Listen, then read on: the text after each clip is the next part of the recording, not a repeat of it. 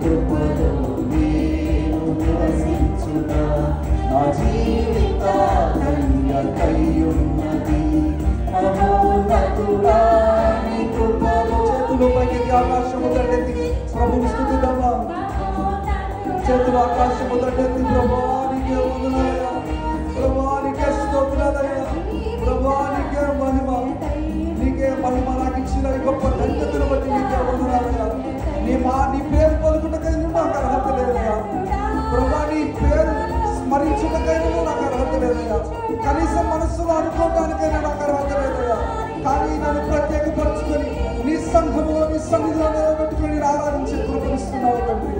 ఏమిచ్చి నీ రుణము తీర్చగలమయ్యా ఏమిచ్చి నీ రుణము తీర్చగలమయ్యా స్వర్ణించి పాడదామా నా జీవిత